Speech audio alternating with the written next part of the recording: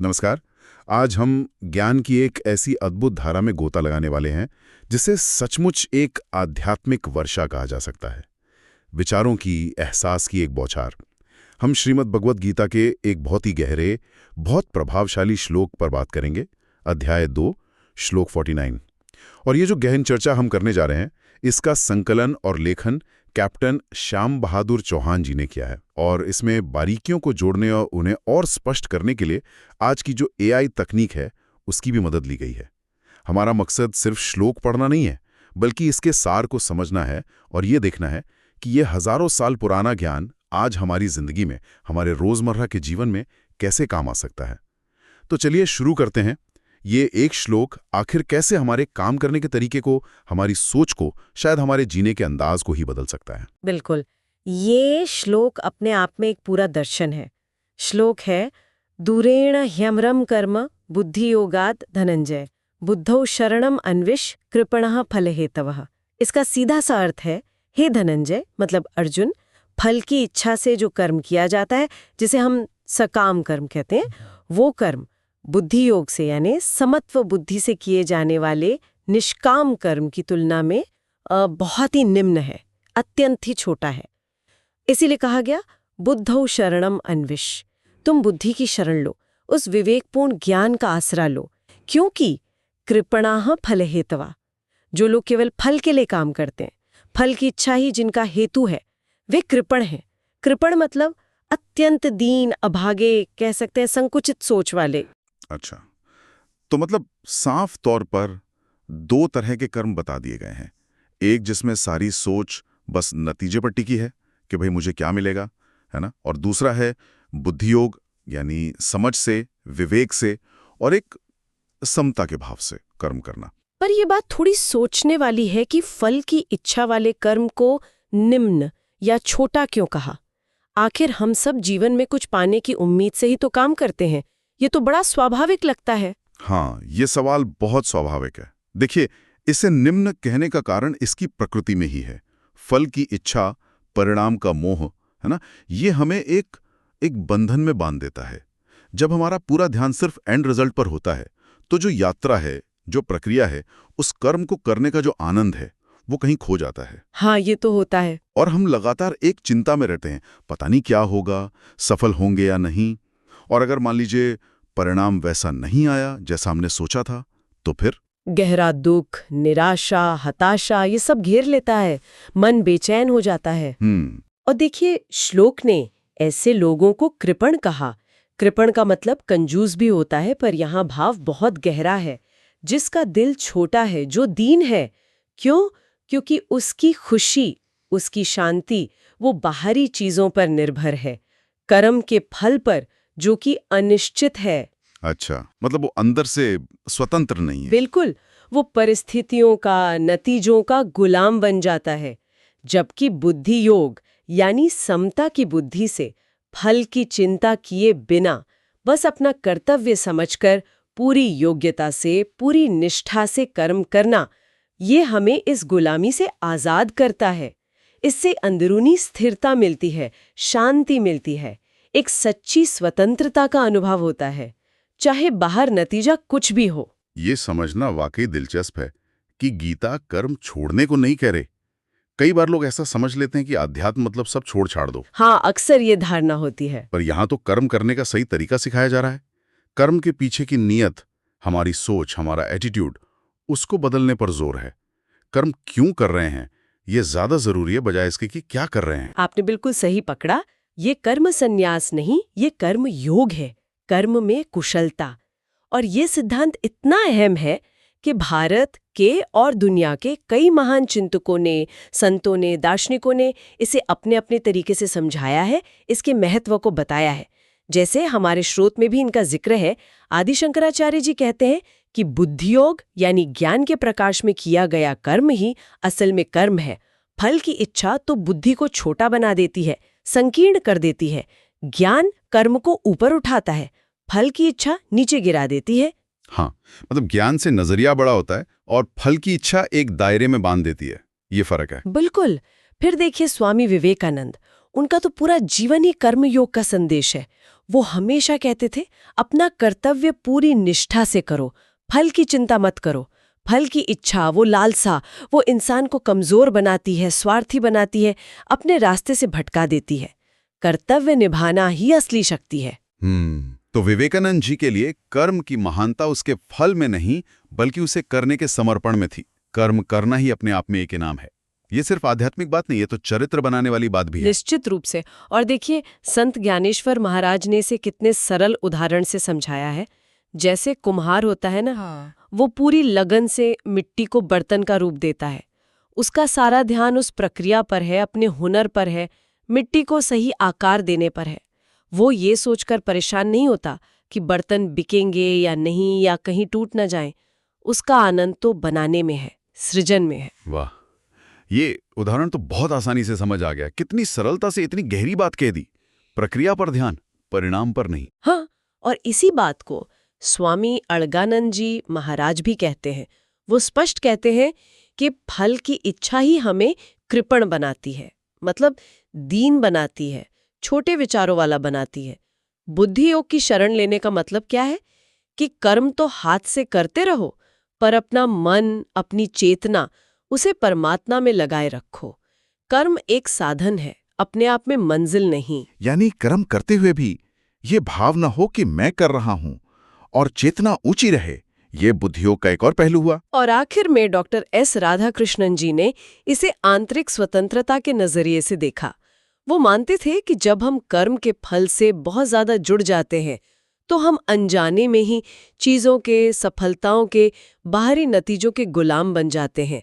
बुद्धि योग हमें इस मानसिक गुलामी से आजादी दिलाता है, सच्ची आंतरिक स्वतंत्रता देता है। इस सारी व्याख्याएं मिलकर तो इस एक श्लोक को कितना कितना गहरा बना देती हैं।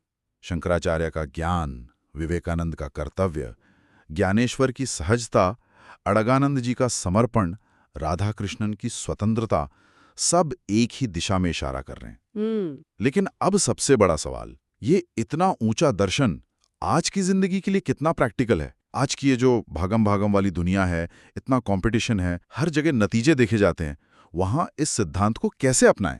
इसकी प्रासंगिकता मुझे लगता है आज शायद पहले से भी ज्यादा है, क्योंकि आज की जो चुनौतियां हैं वो भी तो अलग हैं। जरा सोचिए, इसे हम अलग अलग स्तरों पर देख सकते हैं। सबसे पहले मानसिक स्तर पर आजकल तनाव, चिंता, डिप्रेशन, ये सब कितना बढ़ गया है। हाँ, बहुत ज्यादा। इसकी एक बड़ी वजह क्या है? भविष्य की चिंता, नतीजों का डर। अगर हम बुद्धियोग का अभ्यास करें, मतलब अपना सबसे अच्छा प्रयास करने पर ध्यान दें और नतीजा उसे ईश्वर पर या प्रकृति पर या भाग्य पर छोड़ दें, तो सोचिए मन कितना शांत हो सकता है। ये मेंटल हेल्थ के लिए एक बहुत शक्तिशाली उपाय बन सकता है। हाथ में है। काम का प्रेशर, रिश्तों की उम्मीदें, सब मिलकर बहुत तनाव देते हैं। बिल्कुल। अब देखिए, सामाजिक स्तर पर हमारा समाज, हमारी पढ़ाई लिखाई का सिस्टम, कॉर्पोरेट जगत, हर जगह क्या है? रिजल्ट ओरिएंटेड कंपटीशन है ना? हाँ, बिल्कुल। हर कोई बस rank, number, promotion, salary hike, जीत, इसी के पीछे भाग रहा है।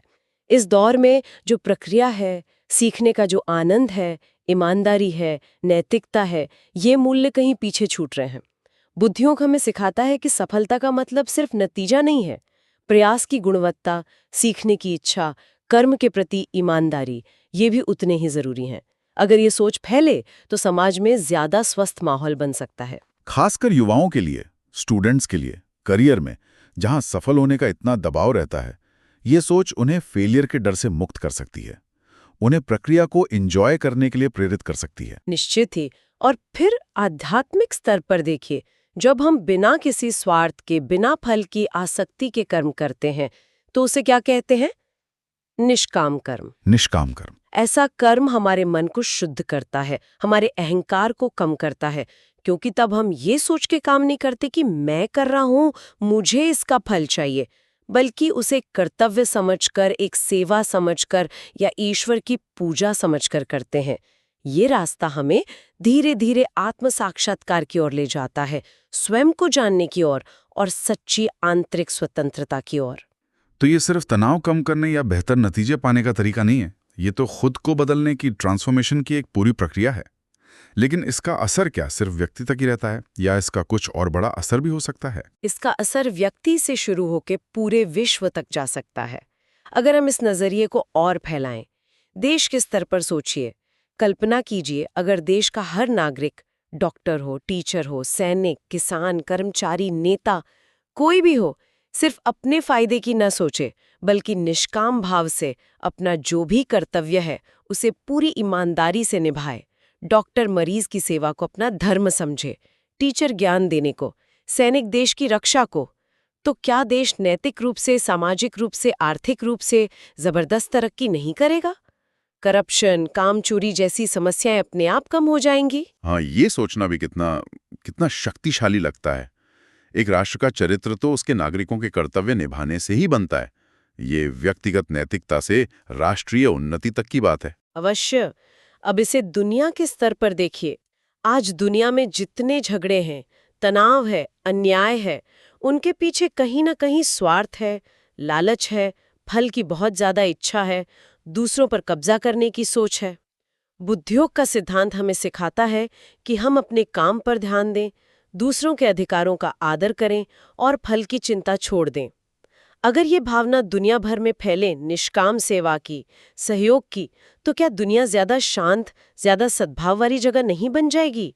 ये स्वार्थ को कम करके परार्थ को बढ़ाता है। ये आज के ग्लोबल माहौल में बहुत ही जरूरी और प्रासंगिक विचार है, जहां देशों के बीच स्वार्थ और टकराव बढ़ रहा है। की सेवा करते हैं, पति पत्नी एक दूसरे का सम्मान करते हैं, सहयोग करते हैं, तो क्या रिश्ते ज्यादा गहरे, ज्यादा मजबूत नहीं होंगे? आजकल रिश्तों में जो तनाव दिखता है उसका एक कारण बहुत ज्यादा अपेक्षाएं और स्वार्थ ही तो है। ये तो रोज की जिंदगी की बात है। बिना किसी स्वार्थ के किया गया एक छोटा सा काम भी रिश्तों में कितना बड़ा फर्क ला सकता है। और अंत में ये सब घूम फिर कर आता है व्यक्ति पर, स्वयं पर।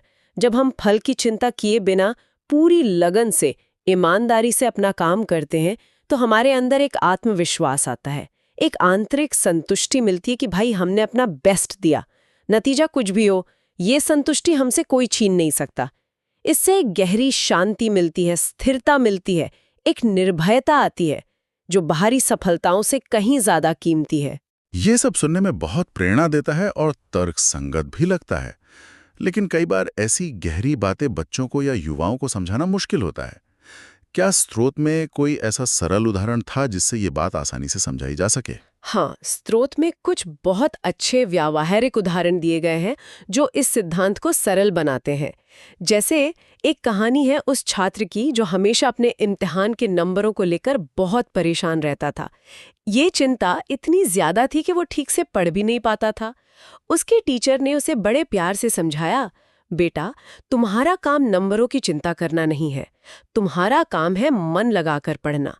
तुम अपना पूरा ध्यान पढ़ाई पर लगाओ, अपना सबसे अच्छा प्रयास करो, नंबर तो तुम्हारी मेहनत के हिसाब से अपने आप आ जाएंगे। छात्र ने बात मानी, उसने नंबरों की चिंता छोड़ दी और पूरी एकाग्रता से पढ़ाई की। नतीजा क्या हुआ?